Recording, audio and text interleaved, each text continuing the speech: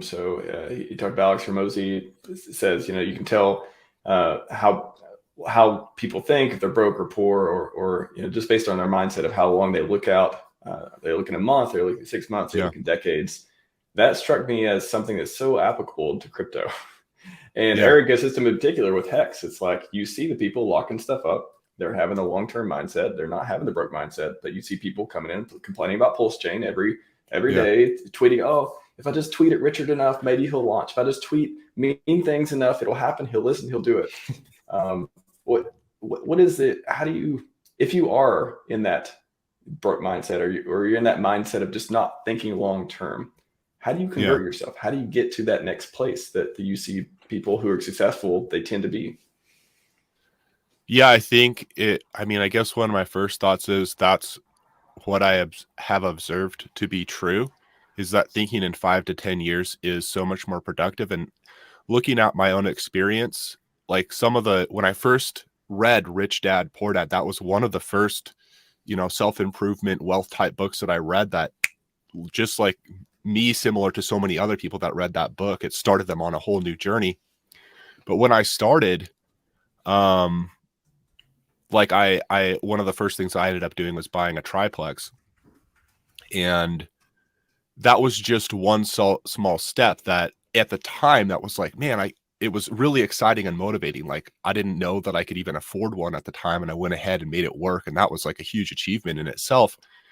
But my journey to being a millionaire, for example, wasn't something that happened overnight. And uh, it's something that I've observed in my own life, that even when you're doing the right thing, even when your mindset changes and you're holding to the good principles, it isn't something, wealth doesn't come fast. It's easy to overestimate how much you can make in the short term.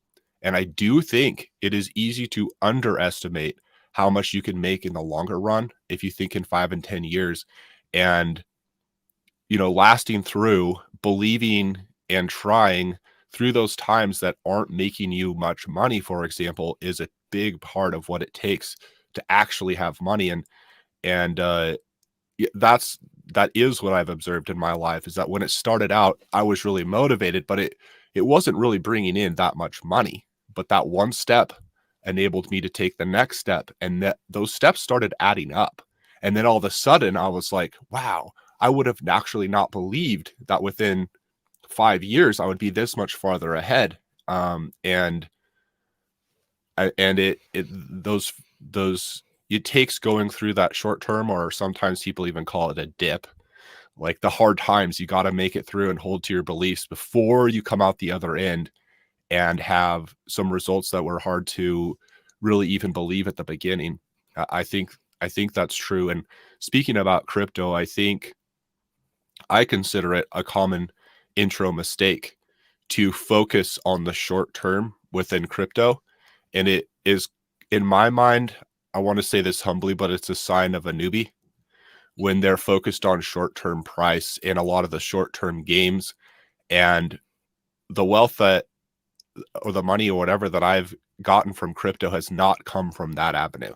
It has come from a simpler avenue, more core, simple assumptions, a little bit longer term game. I'll put a little bit more confidence in the long term, play that game, give up on, yeah, sure, if I could sell every little bottom, or buy every little bottom and sell every little high, I would have tons of money. But there isn't a good explanation that I have found that shows me how to do that well. And you can do it well in the short term and then easily lose it all. And even liquidity providing, which I've started talking about a little bit, is very close to trading in a lot of ways. And there's I think options for liquidity providing that are much more calculated and the downside is very low. But in general, the way that a lot of people approach it isn't realistic. It's short-term focused and it burns you. And if you look at who are the wealthiest people in crypto, they're not traders for the most part. They're people that bought in on good projects and held over time, believed, and time showed they were right. You can buy a bad project and hold and have nothing to show for it, but they found good projects and held them through dips until now they're worth a lot of money, and Richard Hart talks about that. And he also talks about how building projects is another. Those are the two categories of the most wealthy people in crypto. And if you look at the short-term players, there's some that make money trading. Like, it's not like this is a guaranteed lose. There's people that I think for whatever it's worth, the difference between a good trader and a bad trader is someone that manages risk well, and they're actually calculating the cost of their trade. But even that game itself, you can kind of observe that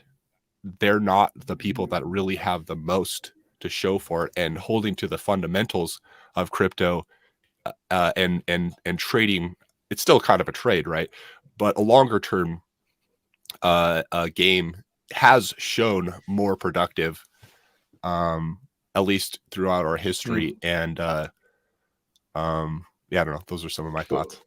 Well, it just struck me as, you get this common mindset of, I'm only I'm only making these trades because I'm just going to take it. I'm going to go buy Hex with it. I'm going to go turn it into the real good product. And that tempting type of mindset, it's always, to me, it always feels like this easy out to just as an excuse. It's like, are you going, like, how do you guarantee that? How are you going to make that happen? Like, are you sure? Right. It's harder, I think, for people to really take responsibility for a trade. And it's hard for people to quantify the risk to reward of a particular trade.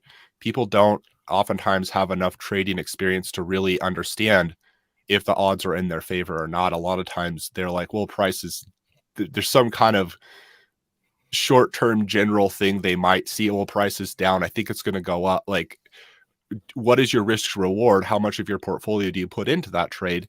If you can't manage risk well, and you're not taking accountability for the potential outcomes, it's very easy to be hurt, and most people aren't willing to do that. And I know I posted on Twitter, hope is not a strategy, and hope is great. We need hope, right? But it's not a strategy. It's not the rational approach that we should be taking, clinging to our core explanations of why is this going to work? What is, as best as we can tell, the risk reward, and taking responsibility before the trade. And anyway, I think short-term games are where a lot of newbies go, and to me it's a little bit interesting because we're already playing this massively speculative game with a lot of unknowns in it. And at the same time, even if you play it a little bit longer term, the upsides are really high, and still people want to come in and make even more returns. And you don't have to do that, in my opinion. You can play it with like this massively uncertain game with a little bit more certainty, still have a huge upside. And of course the draw is there. There's no such thing as enough good. People want even more money, but at the same time, I think the risk of those short-term trades starts becoming really, really high. And you're playing a risky game in a risky way, and you're just multiplying risk. And it's not something I think most people are prepared for, and honestly mature enough to actually take responsibility for what they're doing. And the results show that in a lot of cases, most people don't make money playing those short-term games. They become part of the 99%. Yeah, that's the 99. Every vertical, 99 and 1%. You see everyone who makes the mistakes, they get in one bucket. Everyone who makes the success, they get in the other bucket. And you can go between the buckets. That's fantastic. You have the opportunity, but you gotta get your ducks in a row. What do you think, Jake? You got any comments on it? Yeah. So I wrote down two things. One was coming back to the whole like longer time horizon kind of things. I think it creates a certain mindset in a person, because it's one of the big shifts I went through. I was a very short-term minded guy, especially in business when I first started out. And then as you mature, you start realizing that the bigger your time horizon, the better your decision making. And it's like there's this saying where what happens first? Like, do you become the person first and then get $1 million, or do you get $1 million and then become the person? A lot of people think they're going to get $1 million and then all of a sudden become a $1 million person. It doesn't work like that. You have to become the person first, then you get the money second. And Richard Hart talks about talked about this, and I don't hear anybody else mention it. It's the idea of default alive. I think the further out you push your time horizons, the more you start making decisions in ways that your default is being alive, your default is winning. Like for instance, in business, if you want to start an SEO campaign, you're not going to get results in 3 months, but you're guaranteed to get results in 2 years, where it's going to substantially increase your business profits and bottom line and amount of people that you're reaching and stuff like that. And the further out your time horizons go, the more you make decisions, because a lot of people expect to, like for instance, in business, this is so apparent. You get into business, and then you're like, okay, in the first 3 months, I'm going to go hard. And if I don't get the results, if I don't quit my 9 to 5, if I don't do this, then I failed. But then once you kind of put your time horizon out, now I'm going to do this for the next decade of my life. And that means like the calls you go on with people, the kind of relationships that you build, the reputation that you build. You start putting content out, you start building a long-term reputation, you start building relationships with people. If it's not the right time for somebody to like join whatever you're doing, you're like, hey, this is not the right time, please put it off. And you start focusing on reputation and focusing on brand, and you focus on long-term decision-making. And then with your investments, you also start focusing on default of life. And default of life is this idea that trading is default dead.